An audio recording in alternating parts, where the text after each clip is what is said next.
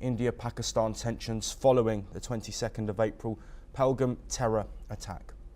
We move now to the Middle East, and Qatar has rejected Israeli Prime Minister Benjamin Netanyahu's criticism over its role in Gaza truce talks. The Gulf mediator said Netanyahu's comments lack political and moral responsibility. Qatar's foreign ministry spokesman Majid Al-Ansari posted the response online, condemning what he called inflammatory statements. Meanwhile, Israel is mobilizing tens of thousands of reservists ahead of a widening offensive in Gaza. Israeli media reported that the military is issuing call-up orders to replace active troops in Israel and the occupied West Bank. The military has neither confirmed nor denied these reports. In Tel Aviv, demonstrators gathered outside the Defense Ministry demanding action to secure the release of hostages held in Gaza and an end to the war. Protesters waved Israeli flags and held portraits of captives taken during the October 7th attacks. Let's listen in to what some of them had to say. This country is going towards, with this very interest-oriented, politically oriented government, where nothing is really for the benefit of the citizens and more for their own benefit. So yes, I want to change this government. I want to be part of this force here that will maybe bring about the change, because we need that change. Came to support Israeli democracy and the return of the hostages. And there's a sense of, we're drowning in the mud. There's no strategic decision made. It should be some thought of the day after, maybe some kind of, constructive work with other countries in the region that are more on the stable side, like Saudi Arabia. Something that would change the policy and, most importantly, bring back the hostages to us. Meanwhile, airstrikes continued to hit Gaza, with plumes of smoke rising over Al-Mawasi and Khan Yunis. Hamas's armed wing released a video of an Israeli-Russian hostage who appeared to be injured. In the 4-minute clip, the hostage spoke in Hebrew and showed bandages on his head and arm, claiming he was wounded in a recent strike.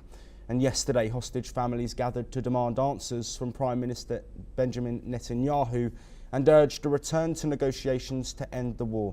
Let's hear from one of them now. The issue is that the military operation is going stronger and stronger, and then talking about bringing more troops and reserves, and we're really afraid that it's going to kill most of the hostages that are still alive and bury the other one forever. We ask President Trump, please help us, because it's in your power to end this war and release all the hostages back to their families.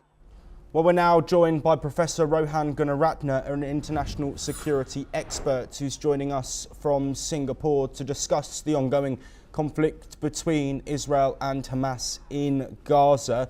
Professor Gunaratne, thank you as always for being here with us. I want to first look at the reports that thousands of reservists are being called up by the Israeli military. What do you think they are being called up for, and what will the IDF do with more troops? Netanyahu wants to open two fronts. One is the front of Gaza. He wants to expand it. He wants the operations to be conducted in a more efficient way. So for force regeneration, there needs to be additional reserves, and it is very likely they will have up to 50,000 enlisted. Second is, of course, there's a new front that is opening, which is Syria. It is unlikely that Israeli troops will be deployed deep into Syria, but there is an area where the Druze live, and these Druze have been hunted down by Ahmad Shara, the new leader in Syria, the HTS jihadi units. So Netanyahu has already done airstrikes in Syria. He has also deployed some humanitarian assistance to the Druze communities. So I believe that he wants to show that he's strong, he's capable, and if necessary, he will also go into Syria. Yes, absolutely, Professor Gunaratne. We've had a response from Qatar, who, along with Egypt, have been playing a key role in ongoing ceasefire negotiations ever since the previous round of talks ended and fighting resumed. Benjamin Netanyahu accused Qatar of playing both sides, and they have responded. What impact will this have on any potential negotiations moving forward, which are looking to bring an end to this fighting and conflict? Netanyahu's comment that Qatar is working double side or playing both sides will not help, but certainly it is not going to derail the negotiations. The Qatari Foreign Ministry has clarified. But what is important is that these negotiations will continue. In the most recent effort to revive the ceasefire, both Egypt and Qatar has played an important role. Of course, Netanyahu is demanding that all the hostages are released and that Hamas disarms. And that Hamas has disagreed. So I believe that there will be more discussion, more dialogue, and there will be more negotiation, and that there will be an agreement. But Netanyahu will deploy in strength. He will conduct more operations in Gaza, and that will bring Hamas to a point where Hamas will agree to some compromise from its current position.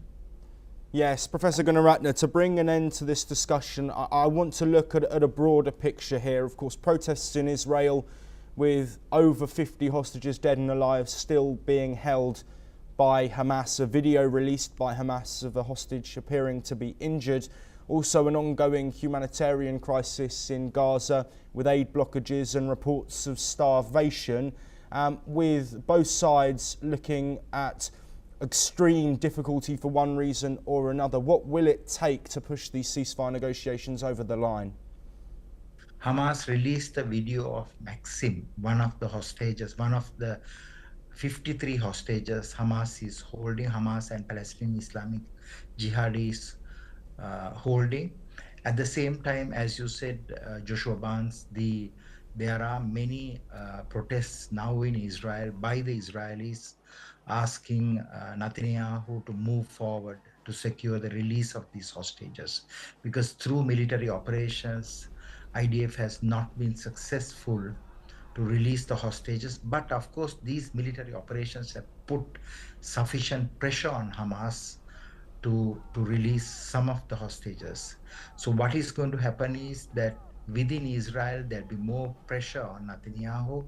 And of course, Netanyahu will put more pressure on Hamas and PIJ in Gaza by conducting these operations they will step up those operations.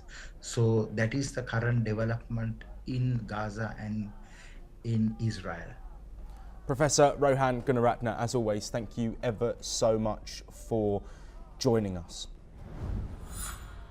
Moving now to Europe, and Ukrainian